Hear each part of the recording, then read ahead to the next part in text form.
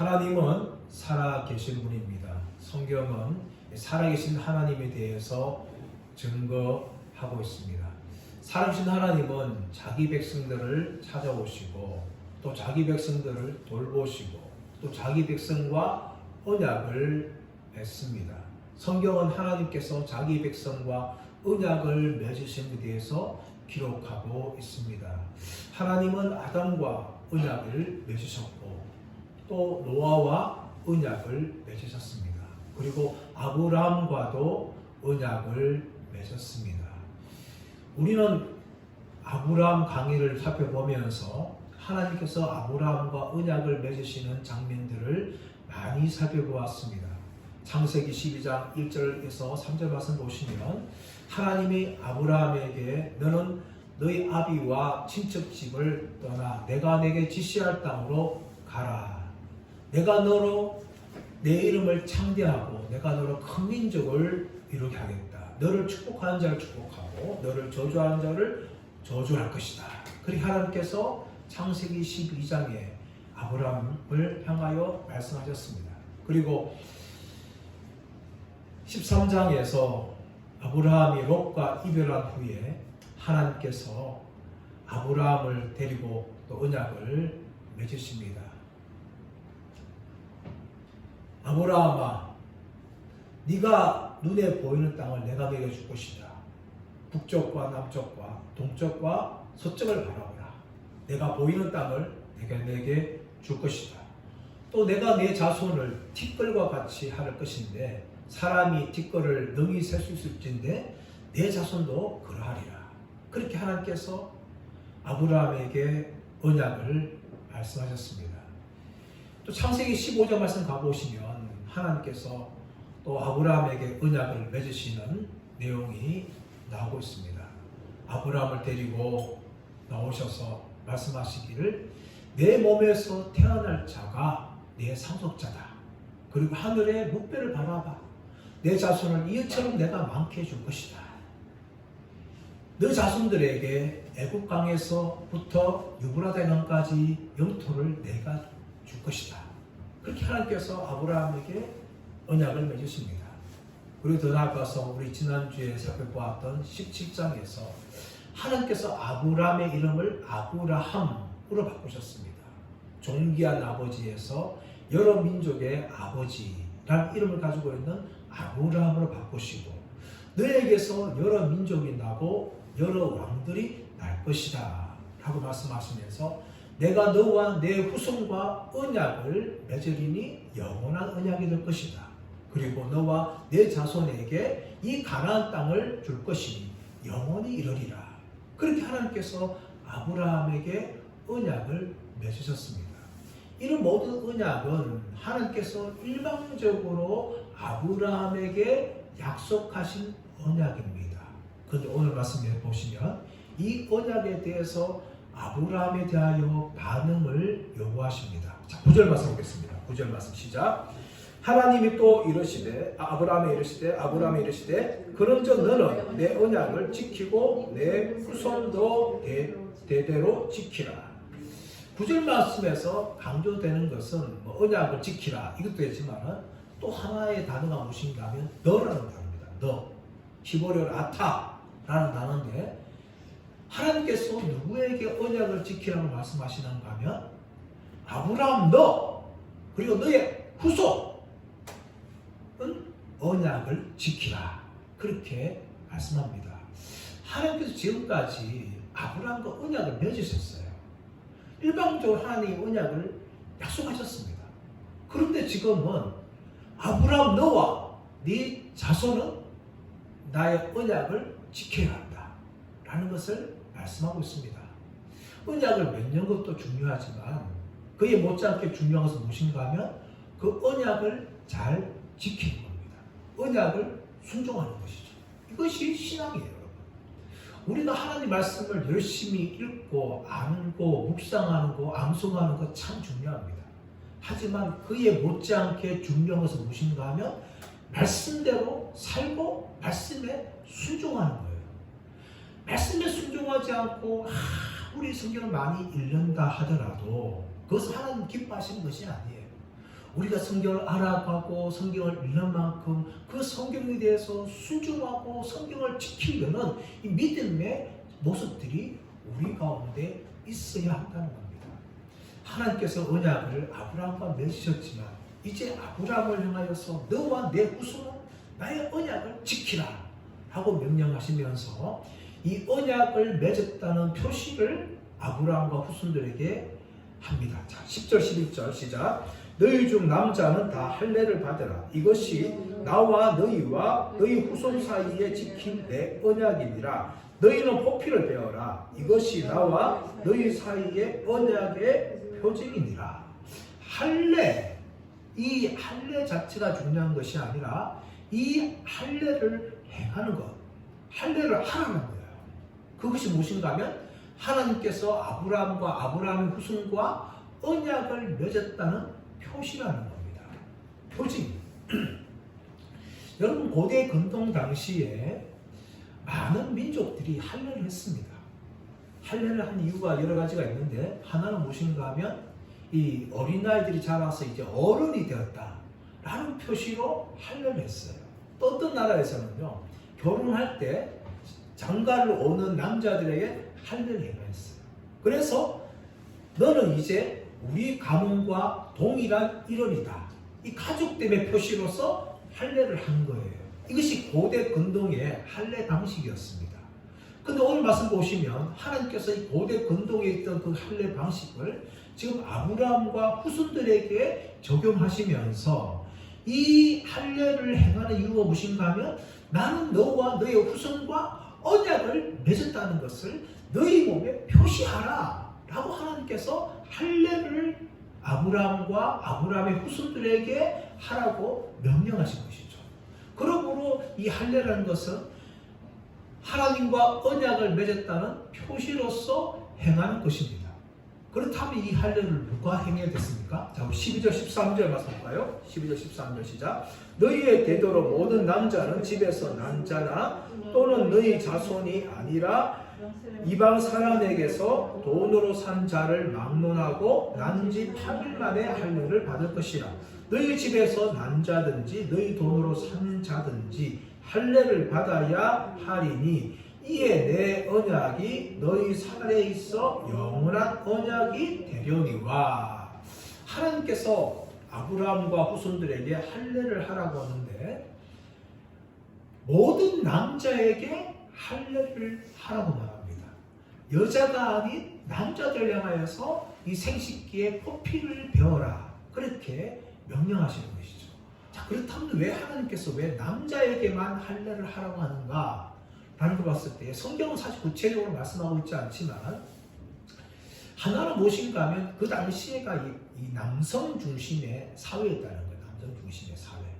네? 이게 하나 이유고, 그런데 그보다 더 근본적인 성경적인 이유가 무엇인가 하면은 남자가 가정의 머리라는 거예요. 가정의 대표라는 거예요. 그래서 이 남자와 결혼한 아내는 자동적으로 언약의 가족이 되는 거예요.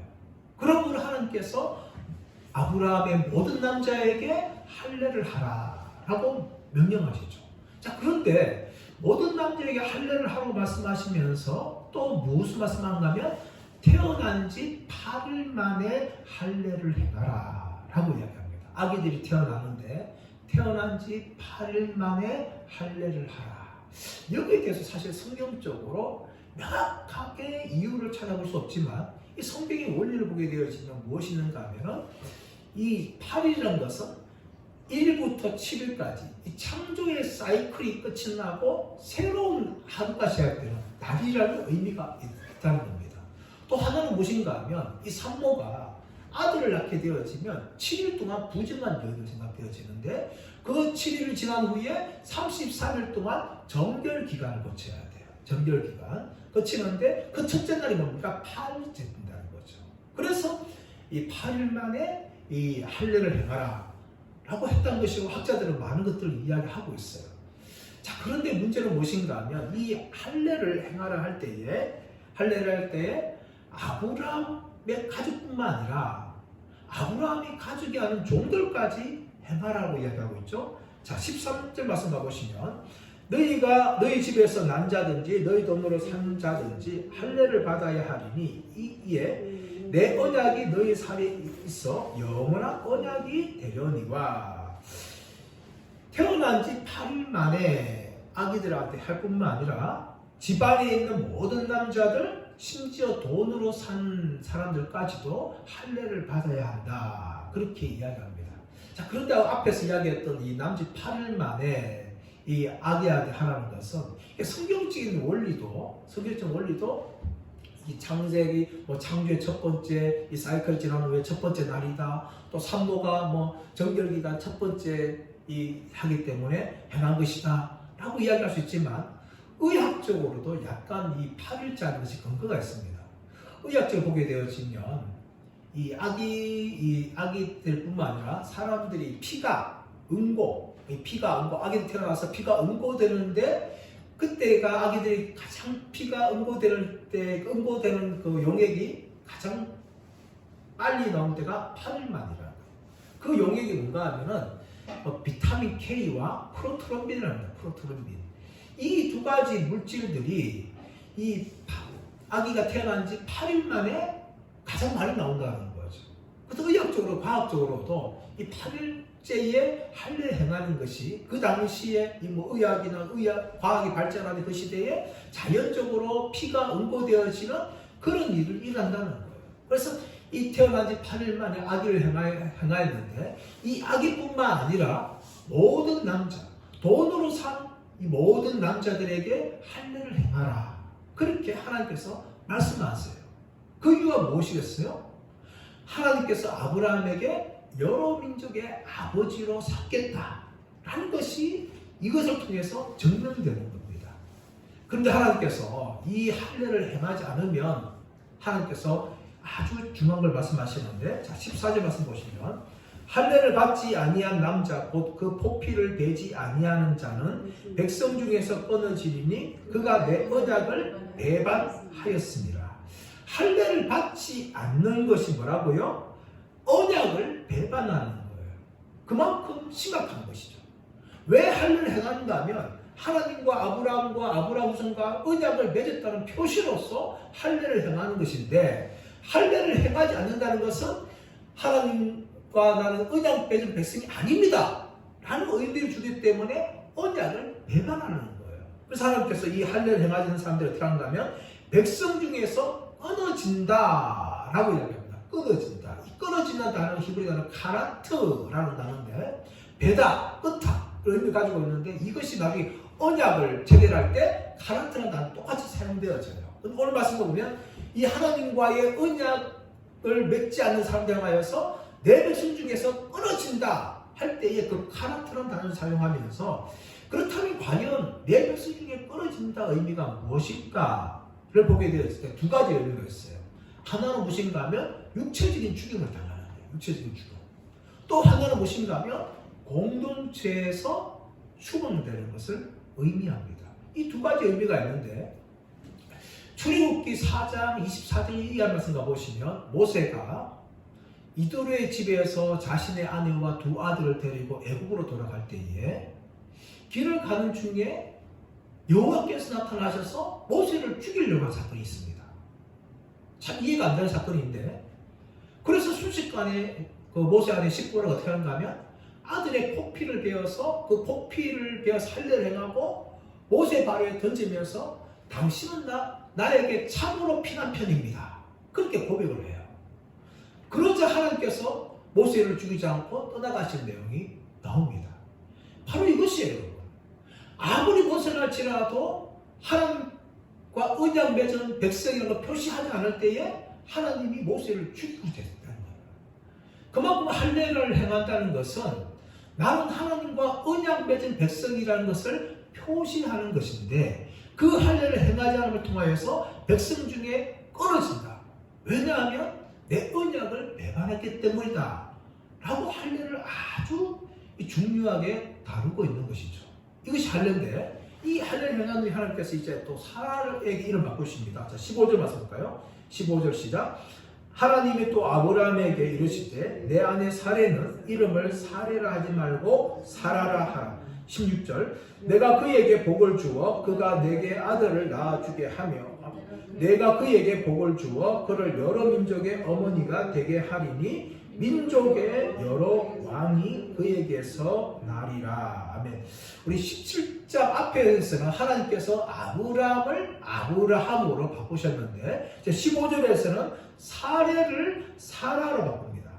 물론 이것은 사라에 직접 말한 것이 아니라 아브라함이 말하고 있죠. 아브라함이 말씀하시면서 내 아내 사례는 이름을 사례라 하지 말고 사라라 하라. 이 사례라는 것은 공주, 여왕 이런 의미를 가지고 있는데 사라는 여주인의 의미를 가지고 있어요. 이 사례를 사라를 바꾸면서 16절 말씀 보시면 아브라함과 똑같은 복을 주시죠. 내가 그에게 복을 주어 그가 내게 아들을 낳아주게 하며 내가 그에게 복을 주어 그를 여러 민족의 어머니가 되게 하리니 민족의 여러 왕이 그에게서 나리라. 하나님께서 아브라함에 내게 네 상속자 내 몸에서 날 자다 라고 말씀하시면서 이제 사라를 통해서 아들을 낳게 주겠다 라고 약속하시면서 사라를 동일하게 여러 민족의 어머니를 만들어주고 사라를 통해서 여러 왕들이 나오게 할 것이다 그렇게 말씀합니다. 이 말씀은 아브라함과 똑같은 의미의 말씀이에요. 아브라함을 아브라함으로 바꾸시고 또 아브라함에게 여러 민족의 아버지가 되게 하고 여러 왕들이 나게 하신 것처럼 사례를 사라를 바꾸시고 또 사라를 여러 민족의 어머니로 하시고 여러 왕들을 나오게 하시겠다. 그렇게 아브라함과 똑같은 복을 하나님께서 말씀하고 있으시면서 이렇게 말씀할 때 아브라함 반응 보십시오. 자, 17절 아브라함이 엎드려 웃으며 마음속으로 이르되 100세 된 사람이 어찌 자식을 낳을까? 사라는 90세니 어찌 출산하리요? 여러분 이 아브라함이 이 하나님의 약속을 들은 후에 반응이 뭡니까? 엎드려 웃는 거예요. 그럼 웃으면서 100세 된 사람이 어찌 자식을 낳을까? 사라는 90세니 어찌 출산하리요? 라고 말합니다. 속으로 말한 거죠. 속으로. 여러분 이런 반응은 어쩌면 사실 우리 인간으로서 생각해보면 당연한 반응입니다. 과학적으로 의학적으로 여러분 100세 된 남자와 90세 된 여자가 자식을 낳았다. 이런 불가능한 일이죠. 이미 여성은 생산할 수 있는 능력을 다 상실하고 남자는 100세가 되면 생산할 능력이 없을 거예요. 어떻게 자식을 낳을 수 있어요? 과학적으로나 의학적으로 불가능한 일입니다. 그것뿐만 아니라 인류의 역사를 보면 그런 없어요. 성경에 보면 아브라함이 사라를 통해서 자식을 낳았다 말하고 있지만 이 100세가 넘고 90세가 된 여자가 아들을 낳았다 없어요. 전부 없는 기록이에요. 이런 기록이기 때문에 어쩌면 이 아브라함의 반응은 당연한 반응일 거예요. 100세 된 남자가 어떻게 출산하고 90세 된 여자가 어떻게 출산할 수 있을까 하면서 속으로 웃는 모습은 어쩌면 당연한 반응이죠. 너무나 인간적인 모습입니다. 자, 18절 말씀 보십시오. 아브라함이 이에 하나님께 아뢰되 이스마엘이나 하나님 앞에 살기를 원하나이다. 아브라함은 자신의 몸이 100세가 다 됐기 때문에 더 이상 출산할 능력이 없기 때문에 아들을 낳을 수 없다는 것을 그는 알았습니다. 그래서 한 말이 뭡니까? 이미 13년 전에 낳았던 이스마엘이나 하나님 앞에서 잘 살기 원합니다 하면서 자신의 소원을 말하는 것이죠. 이런 아브라함의 모습을 보면서 우리는 손가락질 할 수 있어요. 하지만 여러분 이 아브라함의 반응은요 어쩌면 너무나 자연스러운 반응입니다. 너무나 인간적인 반응이라고 할 수가 있는 것이죠. 우리도 만약에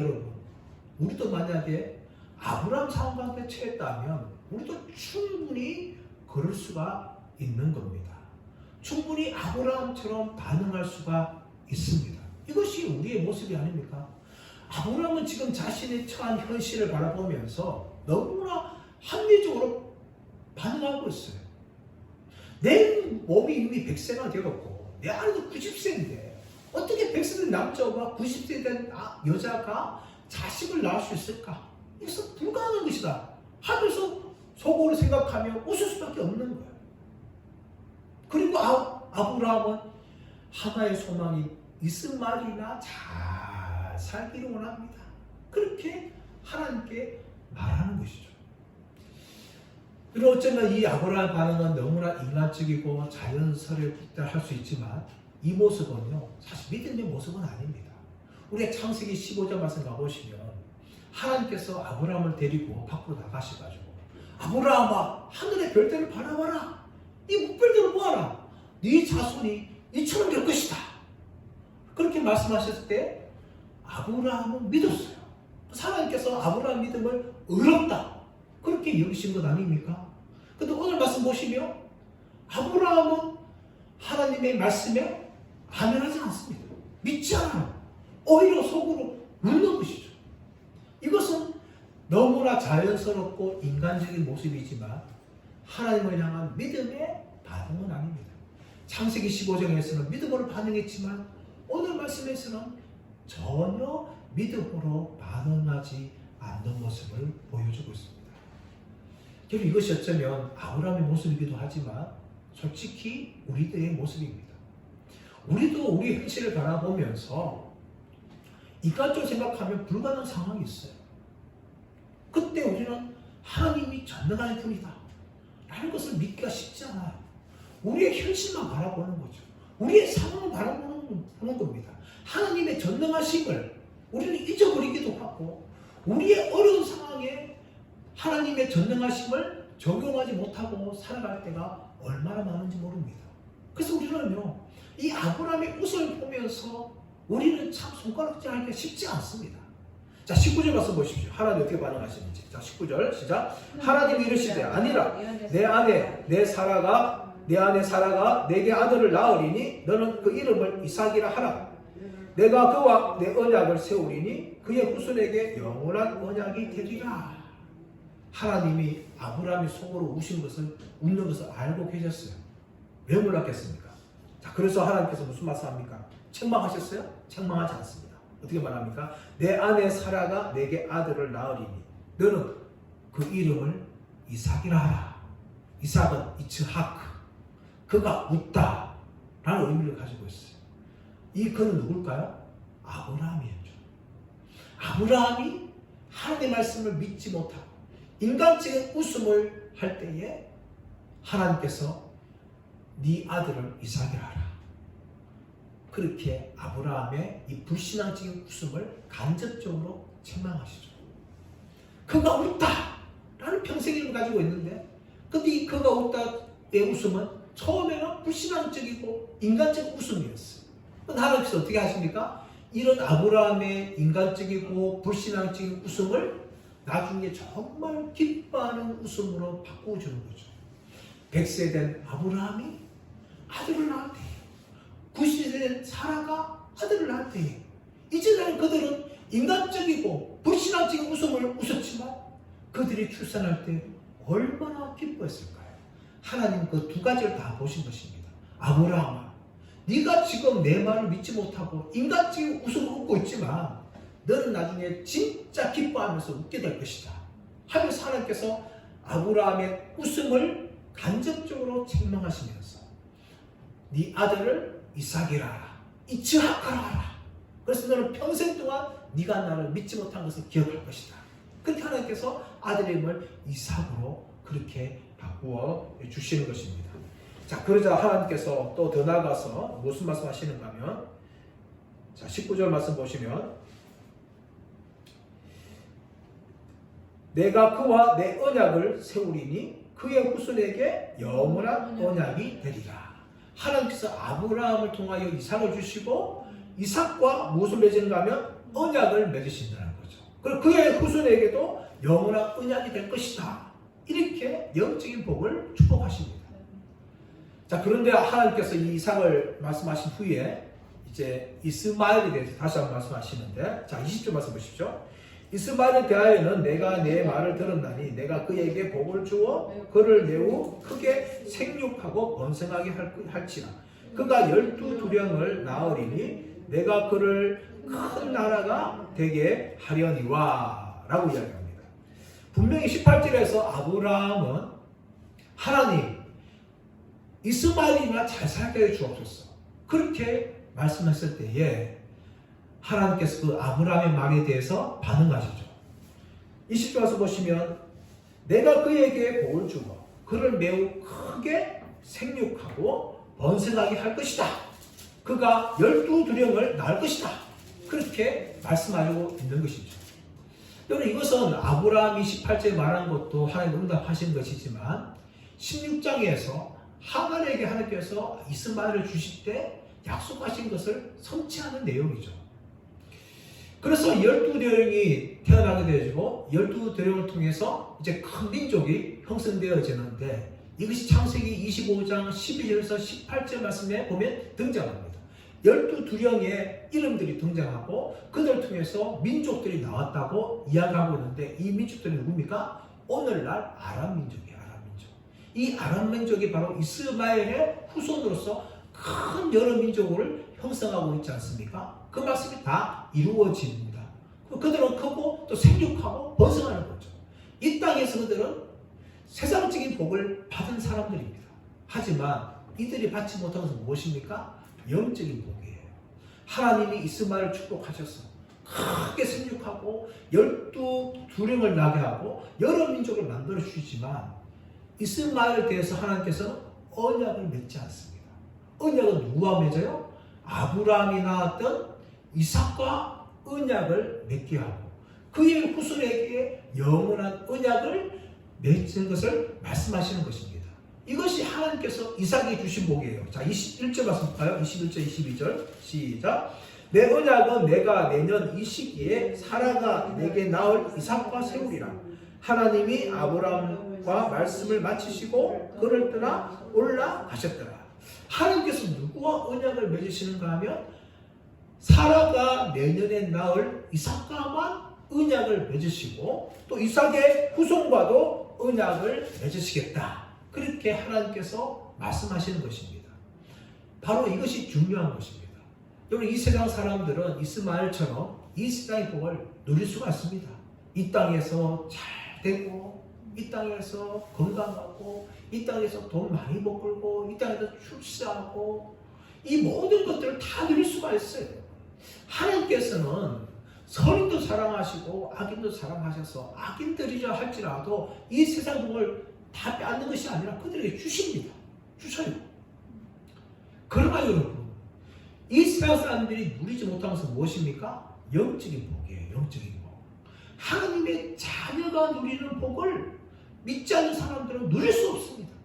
그들은 이 세상 아무리 잘 되고 이제 많은 것들을 가지고 높은 자리에 올라가고 장수한다 할지라도 하나님의 자녀들이 누리는 죄사함의 복, 영생의 복, 하나님께 기도하는 복, 하나님과 동행하는 복, 천국의 상속자가 되는 복은요, 이 세상 사람들이 도저히 누릴 수 없는 복이라는 겁니다. 이 복은 바로 하나님의 백성들만 주시는 복이에요, 여러분. 그런데 여러분, 안타깝게도 이런 어마어마한 복을 누린 우리들이 때로는 이 세상의 복을 가진 사람들을 바라보면서 부러워할 때가 많다는 거죠.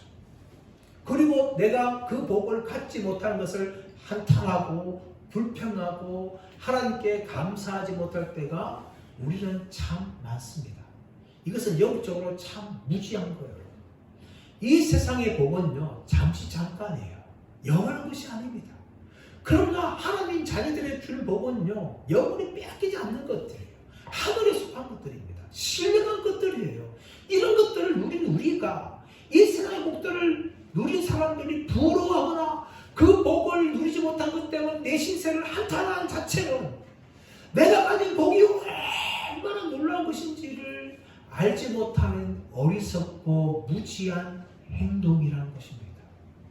그러므로 여러분, 우리는 영적인 눈을 떠야 되는데 나에게 주신 이 영적인 복이 얼마나 좋은 것인지를 알아야 되고 또 그 복을 붙들며 살아가야 되고 우리는 감사하며 살아가야 됩니다. 하나님 이 땅에서 좀 덜 주신다 할지라도 남들보다 믿지 않는 사람보다 내가 좀 더 못 가진다 할지라도 결코 그들의 부러움, 그들의 형통함을 부러워하거나 내 신세를 바라보면서 원망함으로 한탄하는 그런 삶을 살지 말아야 됩니다. 나에게 주신 이 영적인 복에 감사하면서 또 이 땅에서 뿐만 아니라 저 하늘나라에서 둘이 누릴 상속권을 바라보면서 우리는 믿음으로 살아가야 될 줄 믿습니다. 23절 이하에서 이제 아브라함이 언약을 체결한 내용이 나오고 있는데요. 자, 23절. 이에 아브라함이 하나님이 자기에게 말씀하신 대로 이날에 그 아들 이스마엘과 집에서 태어난 모든 자와 돈으로 산 모든 자 곧 아브라함의 집 사람 중 모든 사람을 데려다가 그 포피를 베었으니. 자, 24절 25절. 아브라함이 그의 포피를 벤 때는 99세였고 그의 아들 이스마엘이 그의 포피를 벤 때는 13세였더라. 하나님께서 아브라함에게 할 일을 행하라 하자 아브라함은 즉각적으로 순종하고 자신도 할례하고 이스마엘도 할례하고 자기 집안에 있는 모든 남자, 성인 남자들을 향하여서 다 할례를 행하는 겁니다. 여러분, 이스라엘 백성들은 자신들이 이스라엘 백성들이란 것을 표시로서 두 가지의 표시가 있죠. 하나는 안식일을 철저하게 지키는 것이고 또 하나는 할례를 행하는 거예요. 아들이 태어나면 8일 만에 할례를 행을 통해서 자신들이 유대인들이다 라는 것을 자랑하며 증거합니다. 근데 여러분, 할례는요 사실 그런 의미로 주어진 것이 아니에요. 여러분, 오늘 말씀 보시면 하나님께서 아브라함과 언약을 맺었던 표징으로 할례를 하라고 말씀하시면서 아브라함을 하나님이 여러 민족의 아버지로 삼았기 때문에 유대인들만 할례를 하는 것이 아니라 아브라함에 속한 모든 남자, 이 모든 남자 중에는요 종들도 있고 또 아브라함이 돈으로 주고 산 사람들도 있습니다. 이런 모든 남자들에게 할례를 행하라는 거예요. 그래서 여러분, 이 할례는요 유대인들이 자신들이 하나님의 선택받은 백성이다 라고 주장하는 그것이 전부가 아니라는 거죠. 왜 할례를 하라고 말씀하십니까? 하나님이 아브라함과 언약을 맺으시고 하나님이 아브라함을 여러 민족의 아버지, 다시 말하면 유대인뿐만 아니라 오늘날 예수 그리스도를 믿는 모든 믿음의 사람들의 영적인 아버지로 삼아 주시겠다라는 표시로 할례를 주신 것이에요. 그러므로 이 할례는요 유대인들만의 전유물이 아니라는 거예요. 하나님께서 아브라함뿐만 아니라 모든 남자, 아브라함 집의 모든 남자에게 할례를 행하라고 말씀하셨다는 것이죠. 그러므로 여러분, 할례는요 유대인들만의 표시뿐만 아니라 그리고 그 할례를 받은 걸 통하여 구원을 받는다, 그런 의미가 전혀 없다는 것이죠. 할례뿐만 아니라 오늘날 기독교인들이 행하는 세례도 마찬가지입니다. 우리는 다양한 세례를 받습니다. 유아세례를 받기도 하고 또 군대 가서 진중세례를 받기도 하고 또 교회에서 물세례나 침례세례를 받기도 합니다. 근데 여러분, 그 세례 자체가 구원의 표시가 아니라는 거예요. 구원의 증거가 아니라는 겁니다. 할례 자체가 구원의 증거가 아니듯이 오늘날 세례도 구원의 증거가 아닙니다. 여러분, 할례는 왜 행합니까? 할례를 행했던 이유는 무엇인가 하면 하나님과 언약을 맺은 백성이라는 것을 표시하기 위해서 할례를 행하신 것이지, 우리가 세례를 받는다는 것은 내가 예수 믿고 하나님의 백성이 되었다는 표시로서 세례를 받는 거예요. 그래서 세례가 중요한 것이죠.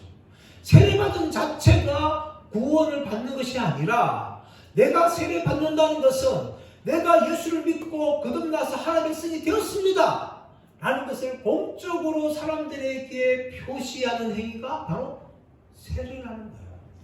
그래서 세례가 중요한 거죠. 세례 자체를 받음을 통하여 구원받는 것이 아닙니다. 할례를 받다 해서 무조건 하나님의 언약 백성이 되는 것이 아니라 세례를 통해서 구원받는 것이 아니라는 겁니다. 우리가 천국 갈 때에 여러분, 우리는 믿음으로 갈 수밖에 없습니다. 믿음이 아니라 다른 방법으로 천국 갈 수가 없는 겁니다. 우리가 어릴 때 받았던 유아세례 증서나 또 장년이 되어서 받았던 세례의 증서를 하든지 이런 모든 것들 뿐만 아니라 또 우리가 교회에서 여러 가지 직분을 받았던 그 모든 것들을 가지고 천국에 들어갈 수가 없습니다. 아무리 유대인할지라도 그들이 몸에 할례를 한다 할지라도 예수님을 믿지 않으면 구원받지 못하듯이 오늘날 많은 기독교인들이 예수를 믿지 않고 세례를 받는 그 자체만으로 구원받을 수 없다는 것입니다. 그러므로 사도 바울은 갈라디아서 6장 15절 말씀에서는 할례나 무할례나 아무것도 아니로되 오직 새로 지음받은 것이 중요하다라고 말한 것입니다. 아무리 할례를 받고 아무리 세례를 받다 할지라도 거듭나지 않으면, 성령으로 거듭나지 않고 예수 믿지 않으면 할례나 무할례나 세례나 무세례나 아무 소용이 없다는 것입니다. 사랑하는 여러분, 저와 여러분이 점검해야 될 것이 무엇입니까? 내가 세례 받은 것, 내가 교회에서 직분 받은 것, 얼마나 성경을 많이 읽는 것, 얼마나 또 교회에서 충성하는 것, 이 모든 것들이 아니라 정말 내가 예수 그리스도를 믿고 거듭난 사람이냐, 우리를 점검해야 됩니다. 그리고 예수 믿는 자들에게 주신 이 영적인 축복, 하나님의 자녀가 되고 제사함을 받고 영생을 누리게 되어지고 하나님과 동행하는 삶을 살게 되어지고 하나님께 기도하게 되어지고 또 천국에 가면 하늘나라의 상속자가 된다는 이 영적인 축복들이 예수님을 믿는 자들에게 주어져 있다는 것을 우리는 다시금 확인해야 됩니다. 그 확인할 때 우리는 어떤 상황 속에서도 현재 상황이 어떠할지라도 우리는 그 전능하신 하나님을 믿을 수 있고 그 믿음을 가지고 살아갈 수가 있는 것입니다. 저와 여러분, 예수 믿고 거듭나고 세례 받은 우리들이 끝까지 이 영적인 축복들을 붙잡고 끝까지 믿음으로 살아가시는 모든 분들 되시기를 예수의 이름으로 축원합니다.